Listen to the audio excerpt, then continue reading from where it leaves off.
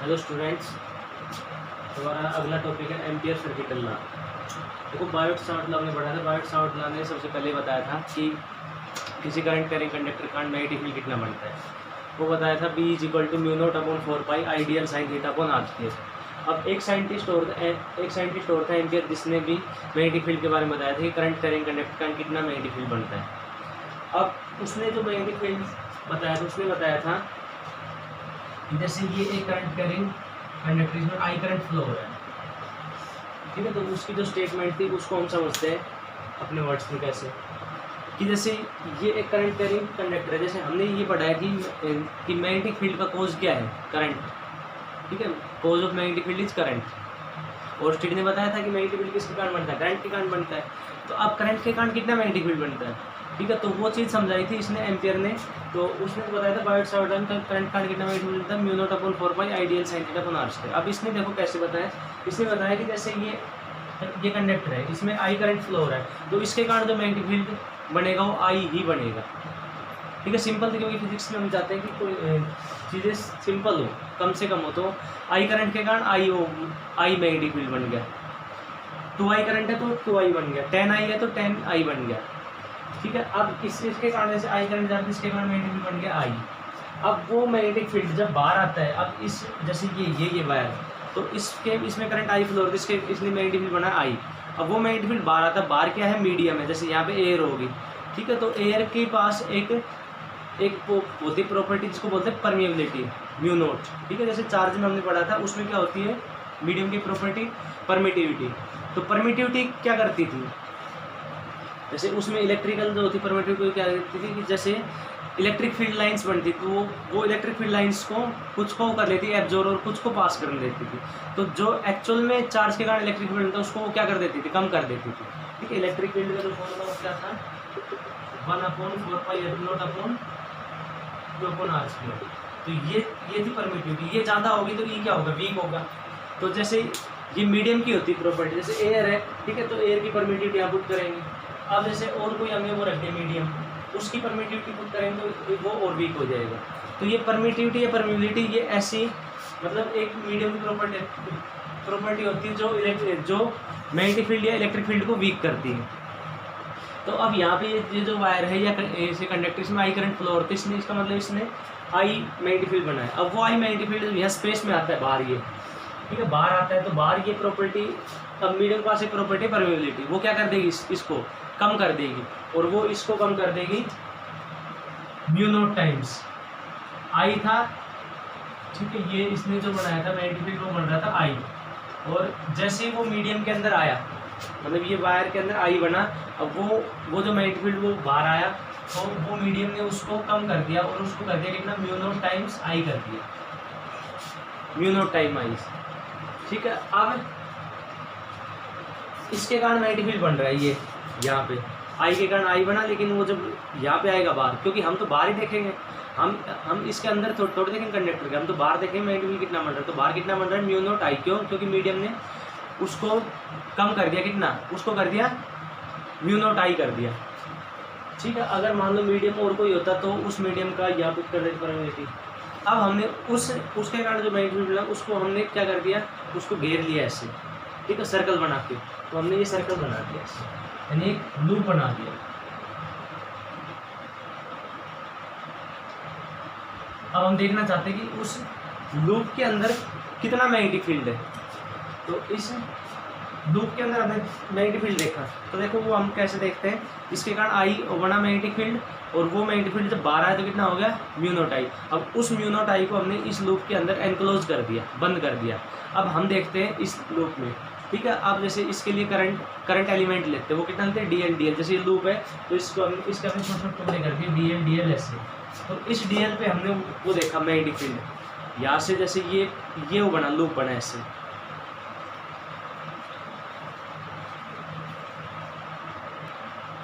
एक बार फिर से देखो, ये था करंट कैरिंग कंडक्टर, इसमें आई करंट फ्लो हो रहा है, तो इसने कितना मैग्नेटिक फील्ड बना, आई। वो मैग्नेटिक फील्ड जब बाहर आएगा तो स्पेस उसको क्या कर देगा, मीडियम कम कर देगा, कितना कर देगा, μ0 आई कर देगा। अब उस मैग्नेटिक फील्ड को हमने इस लूप के अंदर यहाँ पे एनक्लोज कर दिया। तो अब इस लूप के अंदर देखते हैं, ये जो लूप है, ठीक है। अब एक तरह से ये तो इसमें करंट फ्लो हो रहा है ऐसे। अब इसकी जो यहाँ पे लेंथ है वो है कितनी, ये भी आर है, सबसे आर ही है, मतलब ये जैसे बीच में है तो सबसे आर होगी, ये बीच में से पास हो रहा है, ठीक है, लूप की। अब इस लूप को भी छोटे छोटे टुकड़ों में तोड़ लिया, डी एल ऐसे। तो यहाँ पे इस जो ये लूप है, ठीक है, ये हो गया लूप ऐसे। अब इस लूप में हमने जैसे डी एल, अब इस डी एल पे हमने वो देखा मैग्नेटिक फील्ड, तो ये हो गया डी एल, और यहाँ पे मैग्नेटिक फील्ड देखा हमने तो वो आया मैग्नेटिक फील्ड कुछ हाई वैल्यू, ठीक है। अब सपोज करो यहाँ पे जो आ रहा है मैग्नेटिक फील्ड वो आ रहा है 10 आ रहा है, मान लो 10 आ रहा है, यहाँ पे भी 10 आ रहा है, यहाँ पे भी 10 आ रहा है, यहाँ पे भी 10 आ रहा है, ठीक है। और इसकी जो लेंथ है वो है मान लो 100, तो b इंटू टोटल लेंथ वो कितना है, b तो कितना आ रहा है यहाँ पे 10, क्योंकि ये बीच में है तो सबसे जो होगी डिस्टेंस वो इक्वल होगी, तो 10 ही आएगा सबसे। देखो ये बीच में से हो रहा है पास, ही करंट कैरिंग कंडक्टर बीच में से पास हो रहा है, तो सबसे लेंथ कितनी है, ये जो इसकी सर्कमफेरेंस है उससे लेंथ आर ही होगी, रेडियस, ठीक है। तो हर डीएल पे मैग्नेटिक फील्ड कितना बन रहा है 10, तो इस पे भी 10, इस पे भी 10, इस पे भी 10, तो इस 10 को जब हम टोटल लेंथ से वो कर देंगे मल्टीप्लाई, टोटल लेंथ है मान लो 100, तो 10 इंटू 100 कितना आया 1000, ठीक है। अब उसके बाद इसी मैग्नेटिक फील्ड को हमने एक बड़े लूप के अंदर किया एनक्लोज, ये ठीक है, ये बड़ा लूप है ये, तो करंट आई फ्लो हो रहा है। अब इसमें हर इसको भी ऐसे तोड़ लिया डी एल, तो अब यहाँ पे देखा हमने मैग्नेटिक फील्ड, यहाँ आया जैसे उसमें आ रहा था 10, ठीक है, इसमें ये डिस्टेंस थोड़ी दूर होगी, तो यहाँ पे आ रहा है सपोज 20, ये आ रहा है 20। अब हमने क्या किया, यहाँ पे 20, यहाँ पे 20, यहाँ पे 20, तो अब जो मैग्नेटिक फील्ड आ रहा है उसको इस टोटल लेंथ के साथ मल्टीप्लाई करें, टोटल लेंथ है, अब टोटल लेंथ बढ़ गई इसकी, क्योंकि इस लूप की जो लेंथ है वो कम है, ठीक है, इसकी रेडियस कम है, तो सर्कमफेरेंस क्या होगी इसकी कम होगी, और इसकी क्या है रेडियस ज़्यादा, इसकी सर्कमफेरेंस ज़्यादा होगी। लेकिन यहाँ पे मैग्नेटिक फील्ड वीक हो गया, इसके कारण मैग्नेटिक फील्ड कितना बन रहा था 10 बन रहा था, ठीक है। अब यहाँ पे कितना बन रहा है 5 बन रहा है सपोज, क्योंकि मैग्नेटिक फील्ड वीक हो गया।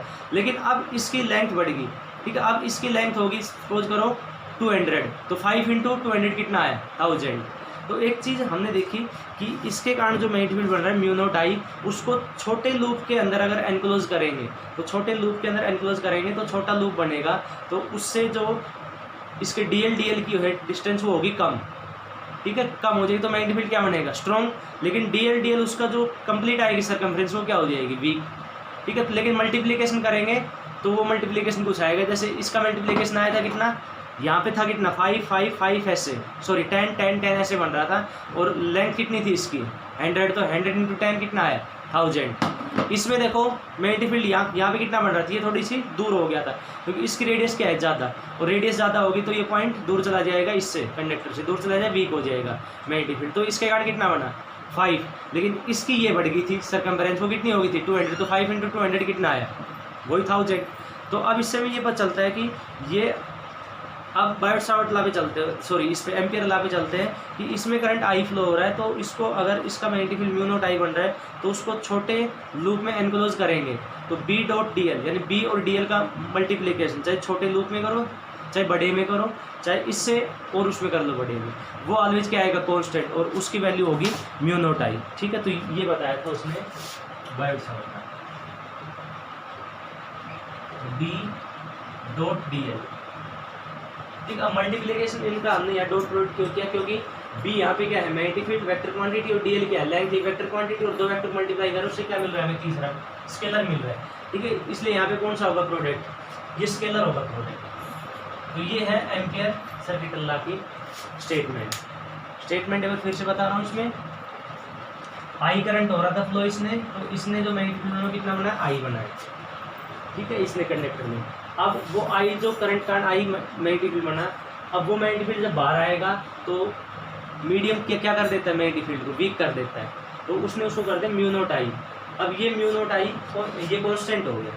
अब इस कांस्टेंट की वैल्यू क्या होती है बी डॉट डी एल की, बी डॉट डी एल क्या होता है, अब उस मैग्नेटिक फील्ड को हमने पहले तो छोटे से लूप के अंदर एनक्लोज किया, छोटे से लूप के अंदर एनक्लोज किया, तो लूप के हर पॉइंट पर हमने मैग्नेटिक फील्ड निकाला, और उस लूप की लेंथ, तो मैग्नेटिक फील्ड और लूप की लेंथ को हमने मल्टीप्लाई किया, वो कितनी आई म्यू नॉट आई, ठीक है। फिर बड़ा लूप लिया तो उसके लूप के हर पॉइंट के ऊपर मैग्नेटिक फील्ड और उसकी टोटल लेंथ से मल्टीप्लाई किया, वो भी म्यू नॉट आई है। तो ये बताया था एम्पियर में। अब इसको बोलते हैं हम मैथमेटिक्स में लाइन इंटीग्रल, लाइन इंटीग्रल क्यों है? क्योंकि यहाँ पे बी की जो मल्टीप्लीकेशन वो किससे हो रही है? डीएल, और डीएल क्या है? एक लेंथ, ठीक है, लीनियर लेंथ है, तो या लीनियर ही होगी क्योंकि ये जो डीएल है वो बहुत छोटा होता है, तो ये क्या बन गई?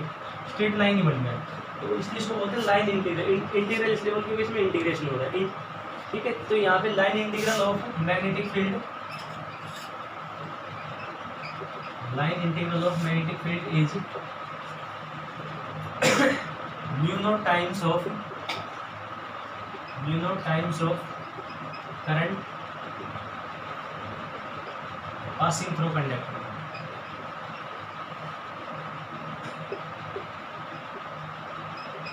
ठीक है, ये स्टेटमेंट है इसकी, statement of Biot-Savart.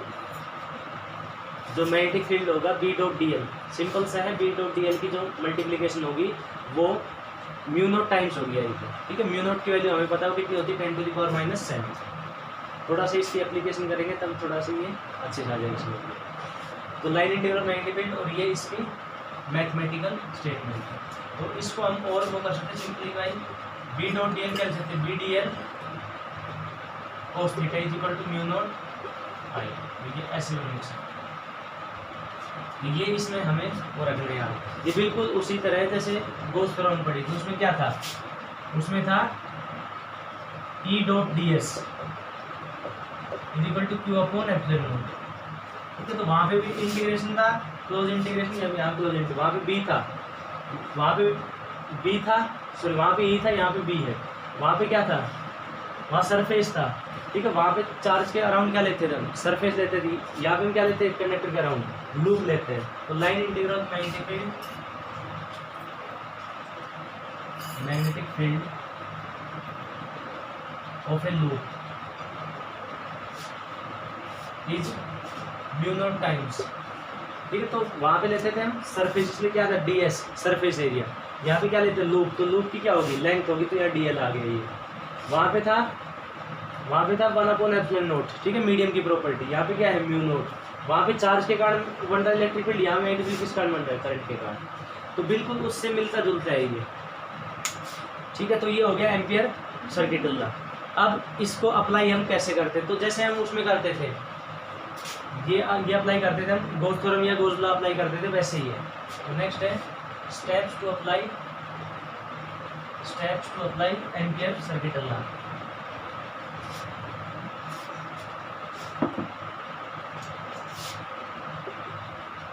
Steps to apply Ampere circuital law.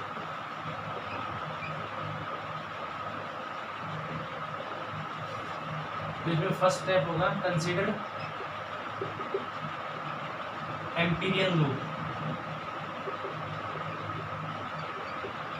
देखो एम्पीरियन लूप क्या होता है? जैसे उसमें हम क्या कर रहे थे? कंसीडर गॉसियन सरफेस, इसमें हम एम्पीरियन लूप बोलते हैं। एम्पीरियन लूप क्या होता है? जैसे इसमें हमने लूप जो मानता हूँ क्या माना था? यहाँ सर्कल माना, करंट ऐसे जा रहा होगा। तो एम्पीरियन लूप क्या होता है? जैसे गॉसियन सरफेस क्या था कि ऐसा सरफेस उसके हर पॉइंट के ऊपर इलेक्ट्रिक फील्ड की वैल्यू फिक्स हो और थीटा की वैल्यू फिक्स हो। ऐसा ही इसमें है, यहाँ पे हम करेंगे इसमें B D L cos theta is equal to mu naught times of current. तो इसमें ये होगा कि जैसे ये हमने लूप माना है, ये लूप, तो इस लूप के हर पॉइंट के ऊपर मैग्नेटिक फील्ड क्या होना चाहिए? सेम। और इसमें हमने जो ये लूप माना है ऐसे, तो उसके लिए सेम ही है। कैसे? क्योंकि ये है कंडक्टर, देखो ये है कंडक्टर, ये तो जैसे पेन हो गया, इसकी थिकनेस ज़्यादा है, हम कंडक्टर लेंगे बिल्कुल एक वायर, तो हमने वो वायर ली, तो ये वायर बीचों बीच जा रही, तो इस वायर से यहाँ पे हर पॉइंट कितना है? ये हर पॉइंट, ये भी आर डिस्टेंस, ये भी आर डिस्टेंस, ये भी आर डिस्टेंस, सब क्या है? आर डिस्टेंस, मतलब हर पॉइंट इक्वल डिस्टेंस पे इक्वल होगी डिस्टेंस, इसका मतलब मैग्नेटिक फील्ड क्या होगा? इक्वल। तो लूप के हर पॉइंट के ऊपर मैग्नेटिक फील्ड क्या हो गया? इक्वल। ऐसा ही इसमें है, जब ये जा रहा है बीच में से, तो सब पॉइंट कितनी डिस्टेंस पे होंगे? आर पे होंगे, तो सब पॉइंट इससे, ये जो कंडक्टर इससे इक्वल होगी डिस्टेंस, इसलिए इसका मतलब ये होगा कि मैग्नेटिक फील्ड सबके कारण क्या होगा? इक्वल। तो मैग्नेटिक फील्ड तो हो गया इक्वल। तो एक तो मतलब एक चीज़ की सिमेट्री होगी कि लूप के हर पॉइंट के ऊपर इस कंडक्टर कारण मैग्नेटिक फील्ड जो बन रहा है वो इक्वल बन रहा है। अब दूसरी सिमेट्री देखते हैं थीटा की, ठीक है। तो एम्पीरियन जैसे उसमें था गॉसियन सरफेस के लिए हम क्या देखते थे? सिमेट्री। एक तो ई की होनी चाहिए सिमेट्री, मतलब हर हर पॉइंट के ऊपर, सरफेस के हर पॉइंट के ऊपर इलेक्ट्रिक फील्ड क्या होना चाहिए, सेम। ऐसे इसमें है, लूप के हर पॉइंट के ऊपर मैग्नेटिक फील्ड क्या होना चाहिए, सेम। वो हमने देख लिया। दूसरा थीटा की क्या थी सिमेट्री, कि ई और ds है उसके बीच में जो थीटा बन रहा है, उस थीटा की वैल्यू क्या होनी चाहिए, फिक्स होनी चाहिए। तो ऐसा ही इसमें है, यहाँ पे जो थीटा है वो एंगल किसके बीच में, बी और dl के बीच में, ठीक है। तो पीछे वो कर लेना note, theta is the angle between B and dl। पीछे जो फॉर्मूला लिखा था उसमें लिखना ना, theta is the angle between B and dl। B यहाँ पे क्या है, मैग्नेटिक फील्ड, dl क्या है, लेंथ ऑफ द लूप। तो अब देखो मैग्नेटिक फील्ड कैसा बने, तो मैग्नेटिक फील्ड हमने उसमें देखा था, पीछे पढ़ा था सेप, वो हम कैसे बताते थे, पहले थंब को करेंगे किस साइड, करंट की साइड, तो करंट की साइड थंब को किया। उसके बाद ये कर्ल फिंगर क्या बताएगी, ऐसे हम क्या करेंगे, पाम को स्ट्रेच, यहाँ स्ट्रेच किया, यहाँ स्ट्रेच किया, यहाँ स्ट्रेच, तो ये क्या बन रही है, सर्कल बन रहा है, ठीक है। तो सर्कल ही बन रहा है, तो इसका मतलब मैग्नेटिक फील्ड की शेप ऐसी बन रही है, ऐसी।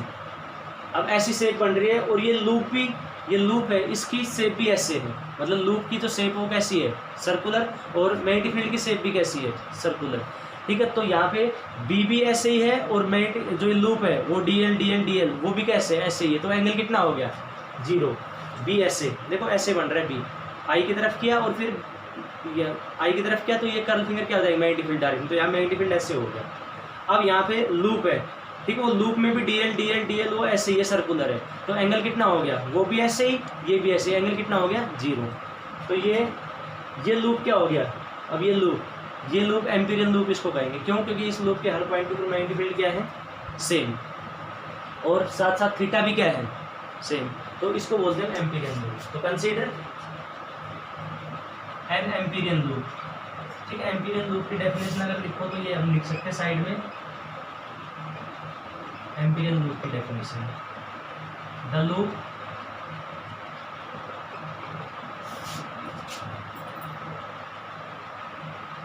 which has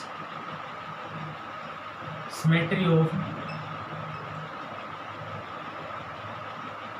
b and theta at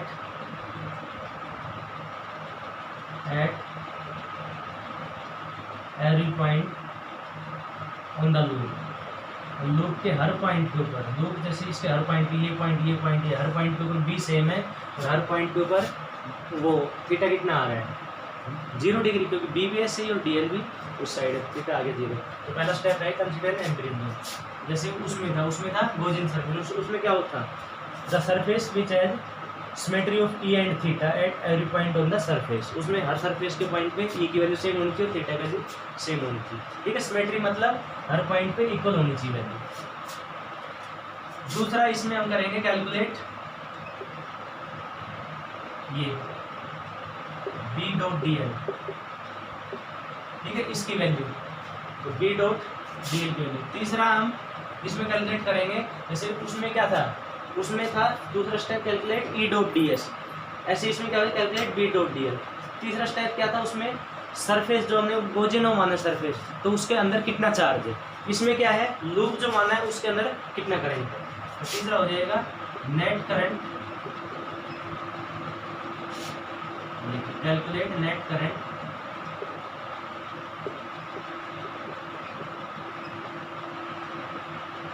inside the loop. Loop के अंदर नेट करंट कितना है, नेट करंट का मतलब ये हो गया कि जैसे यहाँ से करंट गया आई और ये आई आ गया वापस, तो हम कहेंगे नेट करंट कितना है 0, क्योंकि आई एंटर किया और आई मतलब आई ऊपर जा रहा है, आई नीचे आ गया, तो इसमें कितना करंट हुआ, जैसे ऊपर जाना करंट को प्लस आई ले, नीचे वाले माइनस आई, कितना हो गया 0। अब कितना हो गया, अब हो गया आई, क्योंकि ये दोनों तो कैंसिल करते हैं तो आई बन, तो इसलिए बोलते हैं नेट करंट। तो तीसरा स्टेप ये हो जाएगा। चौथा पुट द वैल्यूज, इन ये जो ये equation b dot dl is equal to v naught I, same वही स्टेप है बिल्कुल उसमें जैसे किए, ठीक है। तो ये स्टेप है, ये स्टेप हमें याद रखने हैं, इसकी चारों एप्लीकेशन है, 4 एप्लीकेशन दी हमारे सिलेबस में, तो उसके अंदर ये होंगे step use ampere circuit law, ठीक है। तो ये हो गया एम्पियर सर्किट लॉ। अब इसके बढ़ते हैं हम एप्लीकेशन। पहली application, magnetic field due to infinitely long straight current carrying conductor, C मतलब करंट कैरिंग कंडक्टर, ठीक है। तो इनफाइनाइट लॉन्ग फाइनाइट जो स्ट्रेट कंडक्टर है उसके कारण तो हम पढ़ चुके बाइट साउट लॉ एप्लीकेशन, जो कि आई थी म्यू नॉट अपॉन 4 पाई 2i into sine alpha plus sign beta, वो हमने पढ़ा था।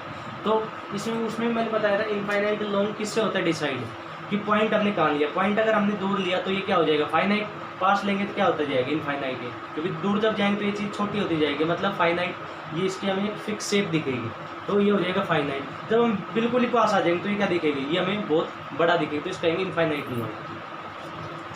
तो इनफाइनाइट लॉन्ग है स्ट्रेट कंडक्टर, तो ये एक हमने स्ट्रेट कंडक्टर लिया जिसमें करंट फ्लो कर रहा है I, ठीक है। इससे परपेंडिकुलर डिस्टेंस r पे एक पी पॉइंट है जहाँ पे हमें मैग्नेटिक फील्ड कैलकुलेट करना है। लेट अस कंसीडर, इसके हम लिख देंगे समझिए, let us consider N infinitely long conductor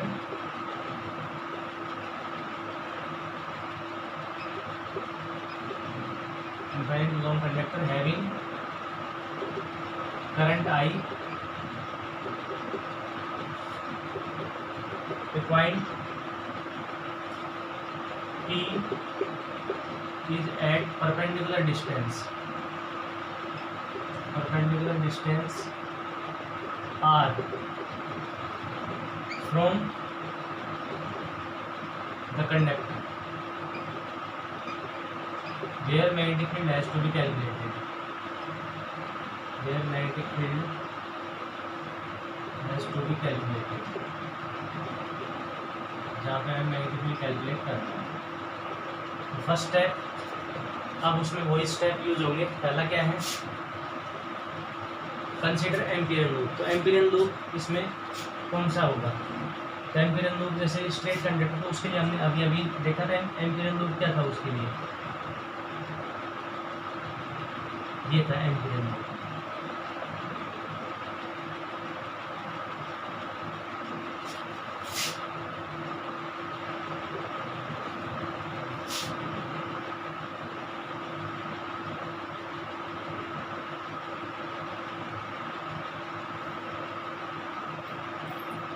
ये बन गया एम्पिरियन, ठीक है। तो यहाँ पे लिखेंगे, देखो एक point, consider an Amperian loop, consider an Amperian loop in the form of coaxial circle. Coaxial मतलब सर्कल का एक्सिस और ये कंडक्टर का एक्सिस दोनों सेम, इसलिए coaxial. Consider an Amperian loop in the form of coaxial circle such that point P lies on the loop, ये point P किस पे लूप के ऊपर लाई कर रहा है, point P lies on the loop। तो फर्स्ट स्टेप हो गया, ठीक। और एम्पिरियन लूप की डेफिनेशन हमने पढ़ी रखी है, क्या होगा। अब इसमें फर्स्ट स्टेप में जैसे ब्रैकेट में ये लिख लेना, थीटा की वैल्यू कितनी होगी 0, ठीक है। 0 कैसे, क्योंकि ये स्ट्रेट कंडक्टर का जो मैग्नेटिक फील्ड बनेगा वो कैसा बनेगा, सर्कुलर, ठीक है। ये लिख लो इसमें, ये फर्स्ट स्टेप में ये लिख लेते इसमें, the magnetic field due to straight conductor, magnetic field due to straight conductor is circular, magnetic field due to straight conductor is circular and the loop is also circular,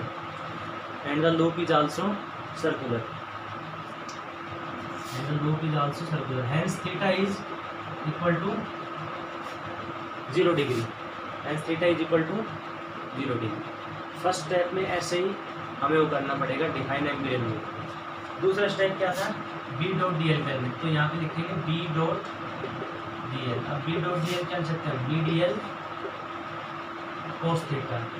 अब cos theta की value कितनी है, B D L कोस 0, ठीक है। तो कोस 0, अब B क्या है इसके लिए, हर पॉइंट पे सेम है। अगले स्टेप में कर देंगे इसको, बी डी एल हो जाएगी, अब इसके हर पॉइंट के ऊपर बी क्या है, सेम है, क्योंकि एम्पिरिकल लूप की जो डेफिनेशन ही क्या है कि बी सेम है, तो कांस्टेंट है, मतलब कांस्टेंट है, बाहर आ गया, अंदर क्या बच जाएगा, डी एल। अब डी एल सबको अगर हम जोड़ेंगे तो क्या बनेगा, ये सर्कमफेरेंस वो कितनी होती है, 2 पाई आर। इसकी जो बड़ी सर्कमफेरेंस कितनी है, 2 पाई आर, क्योंकि रेडियस आर है, ठीक है। सब डी एल को जब हम जोड़ेंगे इसको, जैसे ये डी एल है, इसको हम जोड़ेंगे डी एल तो क्या बनेगा, सर्कमफेरेंस, वो कितनी होगी, 2 पाई आर, ठीक है। तो सेकंड स्टेप भी हो गया। Third step, current with in loop. Current भी कैसा, नेट करंट, यहाँ पे नेट करंट लिखिए, net current with in the loop. तो यहाँ लूप के अंदर कितना करंट पास हो, आई हो रहा है, ठीक है। सिर्फ जाने वाला करंट है, आने वाला कोई है ही नहीं, तो ये आई हो जाएगा करंट, ठीक है। बाहर का करंट नहीं लेंगे, जैसे बाहर से कोई कंडक्टर में करंट हो तो ये हम कंसिडर नहीं करेंगे, लूप के अंदर जो है वही कंसिडर, वो भी नेट करंट करेंगे, तो ये आई हो गया।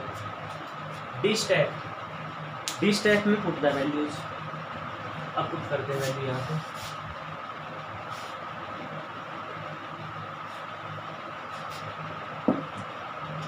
स्टेप डी में पुटिंग वैल्यूज पुट करते हैं। फॉर्मूला क्या है, इन B dot D L mu not I, तो बी डॉट डी एल की वैल्यू की है B into 2 pi R, B into 2 pi R is equal to mu not, और नेट करंट कितना है, ये आई है, इसमें बी की वैल्यू कितनी आ गई, mu not I upon 2 pi R. Straight conductor जो हमने किया था फाइनाइट का, उसमें देख लेना, जब पॉइंट हमने बिल्कुल पास लिया तो क्या बन गया, इनफाइनाइट, तो उसका यही आता है, ठीक है। वहाँ पे मैंने ये बताया था कि इसकी जो या डेरिवेशन है वो हम करेंगे अगले, मतलब एम्पियर सर्किट लान, और ये देखो वही आ रही है, तो बी की वैल्यू आ गई mu not I upon 2 pi R, ठीक है। और डायरेक्शन क्या होगी इसकी, डायरेक्शन जैसे ऊपर से देखेंगे तो जैसे इसमें करंट आ रहा है, तो ऊपर से देखेंगे करंट की तरफ क्या, तो ये कैसे होगी, एंटी क्लॉकवाइज, ठीक है। नीचे से देखेंगे क्या दिखेगी, क्लॉकवाइज दिखेगी। तो डायरेक्शन के लिए तो हम यहाँ पे लिख देंगे, डायरेक्शन इज गिवन बाई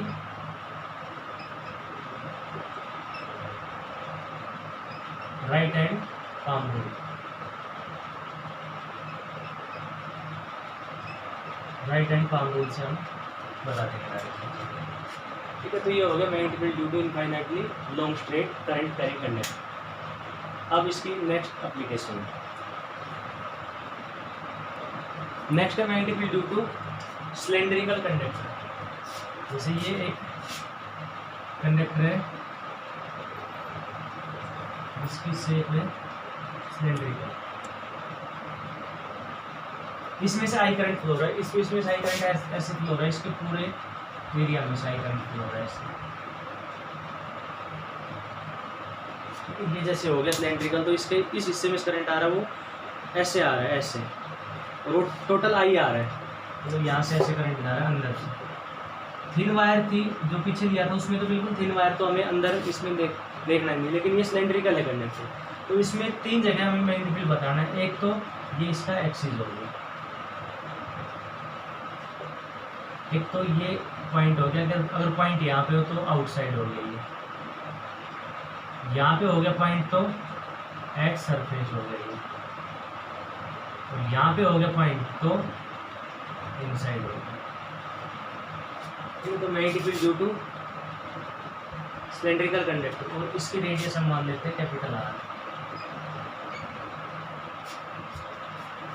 तो ये हमने लिया, let us consider cylindrical conductor,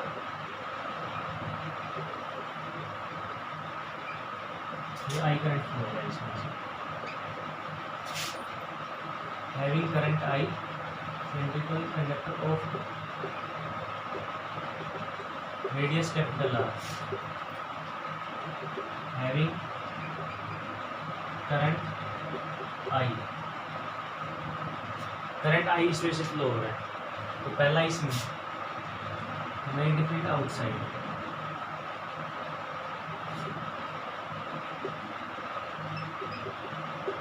outside the conductor. Outside the conductor के लिए क्या होगा, तो आउटसाइड द कंडक्टर के लिए ये हमने बनाया कंडक्टर, ये तो हो गया कंडक्टर, इसमें से इसका एक्सिस हो गया, ये होगी इसकी रेडियस। अब इसमें से करंट फ्लो हो रहा है ऐसे, ऐसे करंट फ्लो। तो पॉइंट है यहाँ पे एक्सिस से, ये हमने मान लिया एक्सिस से, ये है बी पॉइंट, तो ये आर डिस्टेंस पे है, इसमें लिख लेते हैं the point P is at R distance from axis. Axis से हमने आर डिस्टेंस, ये एक्सिस हो गई, ये एक्सिस, इससे हमने आर डिस्टेंस लिया। तो अब हम क्या करेंगे, इसमें लूप मानेंगे पहला स्टेप। तो पहला step consider N Amperian loop, ठीक है। फर्स्ट स्टेप हो जाए कंसिडर एन एम्पीरियन लूप। तो एम्पीरियन लूप देखो कैसे मानेंगे, अब जब यहाँ पे हो जाएंगे, इससे बाहर हो जाएंगे, जैसे इससे बाहर हो गए हम यहाँ पे, तो हमें ये कंडक्टर क्या दिखेगा, स्ट्रेट कंडक्टर, और स्ट्रेट कंडक्टर हमने अभी किया ही था, तो इसमें लूप माना जाएगा ऐसे सर्कुलर, ठीक है। तो पहला स्टेप कॉपी कर लेना उसी में जो मैंने बताया था अभी, इस वाले एप्लीकेशन में बिल्कुल सेम वही लिखना है जो मैंने बताया था। Let us consider N Amperian loop in the form of A coaxial circle, ठीक है, जो उसमें लिखवाया था। बी पॉइंट भी बिल्कुल सेम, ठीक है, लिखना है ये भी ऐसे लिखना है, बी भी ऐसे, सी पॉइंट भी सेम ऐसे, और डी पॉइंट भी ऐसे सेम, चारों पॉइंट बिल्कुल सेम। क्यों, क्योंकि यहाँ पे जब पॉइंट हो गया, पी पॉइंट बाहर हो गया, तो पी पॉइंट जब बाहर हो गया तो इसके लिए ये क्या बन गया, स्ट्रेट बन गया, कंडक्टर बन गया। तो पहला स्टेप एम्पीरियल लूप में क्या मानेंगे, ये सर्कुलर लूप मान लेंगे। बी स्टेप में क्या करेंगे, बी डॉट डी एल, ठीक है। अब बी क्या है यहाँ पे, हर पॉइंट पे सेम, क्योंकि एक्सिस से पॉइंट हर जगह आर होगी डिस्टेंस इसकी, ये तो है डिस्टेंस, तो आर ही होगी इसकी, ठीक है। तो वो भी सेम हो गया, और डी एल मतलब ऐसे बन रहा है, और इसके कारण जो मैग्नीट्यूड बनेगा वो भी सर्कुलर, थीटा कितना हो गया 0, तो सेम वैसे ही क्या आएगा, B dot D L, B into 2 pi R आ जाएगी। थर्ड करंट इनसाइड, तो ये लूप के अंदर से कितना करंट जा रहा है, तो लूप के अंदर से करंट ये जा रहा है आई, इसमें से सारा करंट इसमें आई जा रहा है, तो आई हो गया नेट करंट, फिर उसमें वैल्यू पुट कर देंगे तो सेम आएगा। तो सेम वो की वही स्टेप इसमें लिखने हैं, ठीक है। वो मैंने नहीं लिखवाई क्योंकि मैं पीछे लिखवा दिए थे, तो सेम वो कॉपी कर लेना। तो ये तो हो गया आउटसाइड। अब उसके बाद सेकेंड स्टेप, ये तो हो गए स्टेप इसके, ठीक है। उसके बाद B point, magnetic field inside at the surface,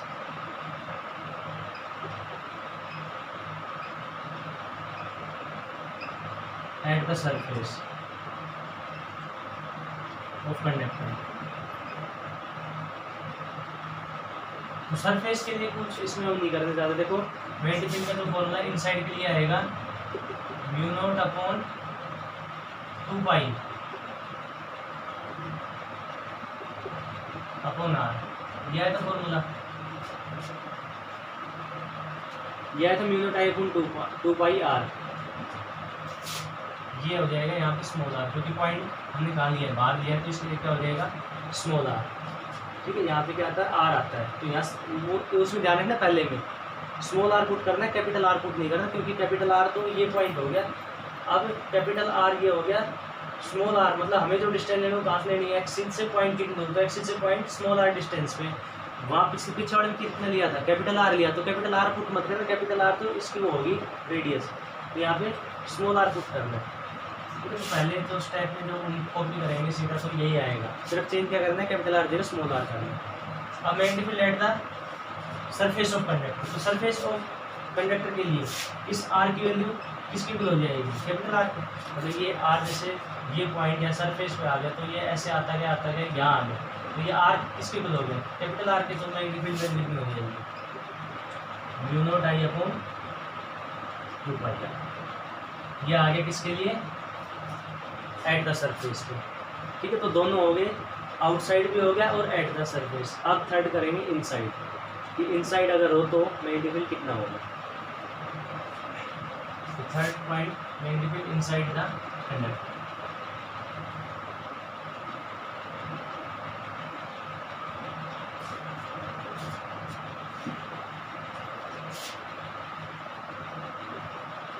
inside the conductor,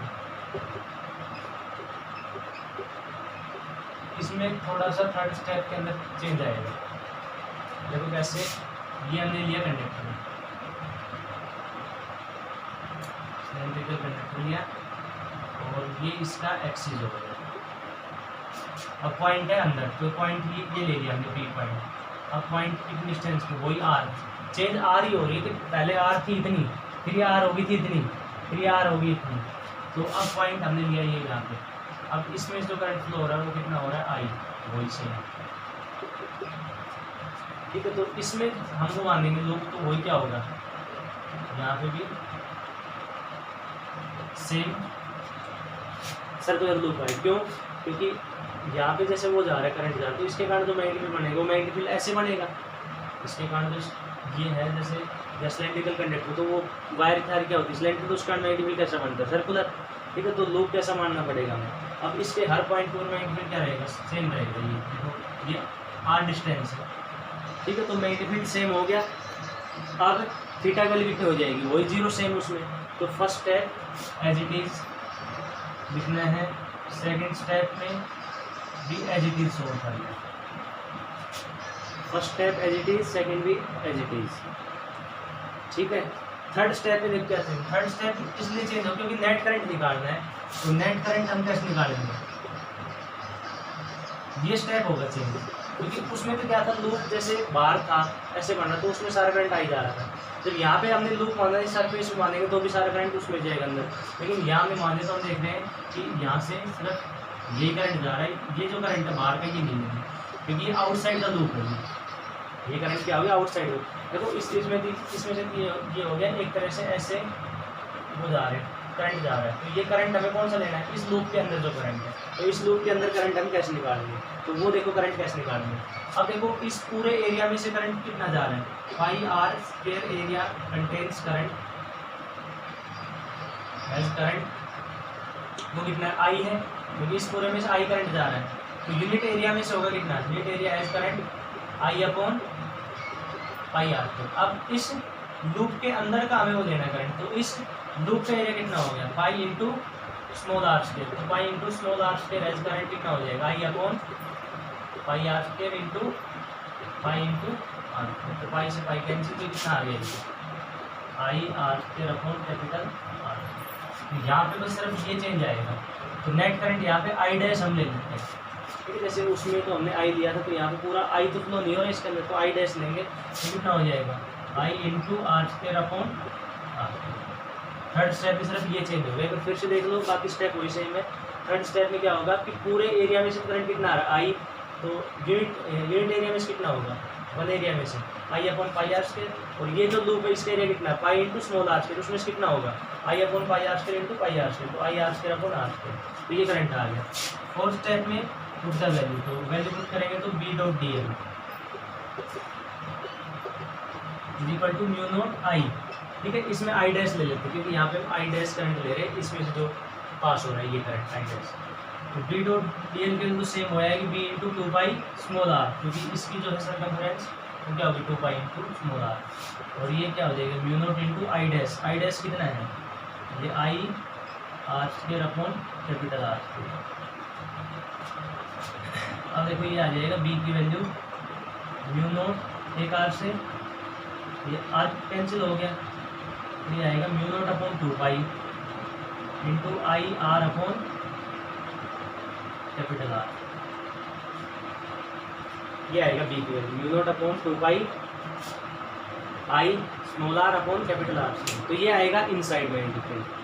ठीक है, तो अब ये तीनों हो गए, मैग्नेटिक फील्ड आउटसाइड भी हो गया और एट द सरफेस भी हो गया और एक इनसाइड भी हो गया। तो आउटसाइड में सेम स्टेप वही जो हमने पीछे किए थे स्ट्रेट कंडक्टर के लिए, इन और एट द सरफेस के लिए सेम स्टेप, बस स्मॉल आर देख के आ जाएगा, कैपिटल आर आ जाएगा। लेकिन इनसाइड के लिए चेंज क्या होगा, पहले दो स्टेप सेम रहेंगे, तीसरा स्टेप क्यों चेंज, क्योंकि नेट करंट लूप अब छोटा हो गया ये, तो पूरे लूप में से आ ही जा रहा था, इस लूप में से कितना होगा हम निकाल लिया इसमें से, ये पाई आर स्क्वायर में से कितना, तो स्मॉल ये pi into small R square में से कितना, तो वो सिर्फ चेंज होगा, बाकी वो सेम रहेगा। ठीक है, तो ये हो गया मैग्नेटिक फील्ड तीनों पॉइंट पे। अब यहाँ पे हम एक चीज़ देख रहे हैं, देखो मैग्नेटिक फील्ड जो आया था यहाँ पे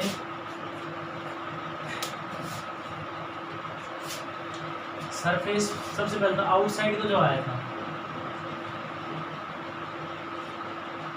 मैग्नेटिक फील्ड, आउटसाइड का जो आया था वो तो आया था म्यू नॉट अपॉन 2 पाई ये आया था। ठीक है, बी की वैल्यू। और इनसाइड सॉरी सरफेस के लिए क्या आया था, mu not I upon 2 pi capital R. और इनसाइड के लिए mu naught upon 2 pi I into R upon R, ये आया तीन। अब देखो इसमें ये पॉइंट आउटसाइड, इनसाइड और एट द सरफेस, तो क्या चीज़ चेंज होती है, आर चेंज हो रहा है कि पहले आर है इतना, फिर ये आर हो गया इतना, और फिर ये आर हो गया इतना, तो आर चेंज हो रहा है और आर के साथ साथ मैग्नेटिक फील्ड चेंज हो रहा है। देखो ये चीज़ है वो कांस्टेंट है, ये भी कांस्टेंट है, ये भी कांस्टेंट है, और ये कैपिटल आर भी कांस्टेंट है, ये सब चीज़ें कांस्टेंट है, ये चेंज नहीं हो रही।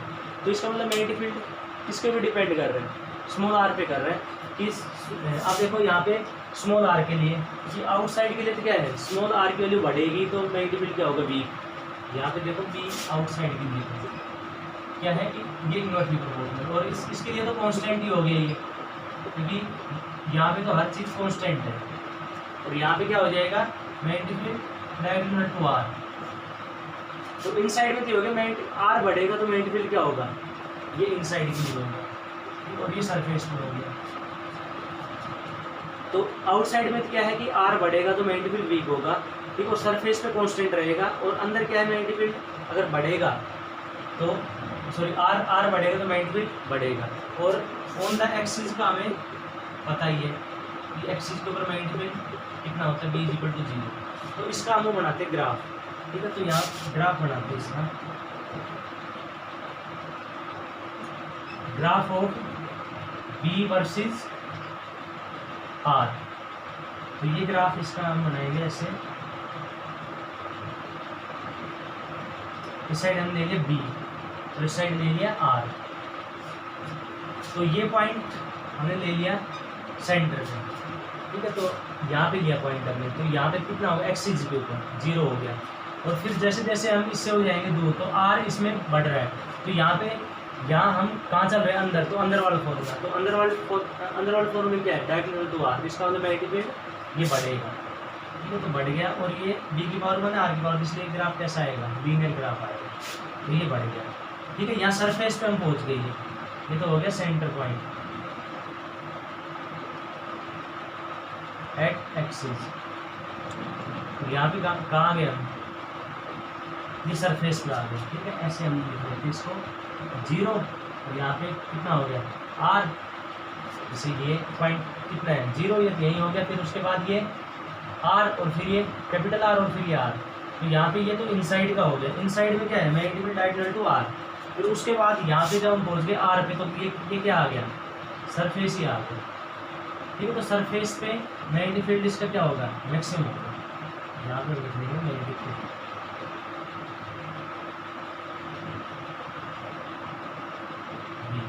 तो यहाँ पे मैग्नेटिक फील्ड क्या रहेगा, मैक्सिमम। उसके बाद फिर हम आगे बाहर आ गए, क्योंकि सरफेस से जब हम दूर जाएंगे तो क्या आ गए, बाहर आ गए। आर से जब आर बड़ा होते जाएगा तो हम बाहर आ गए, ठीक है।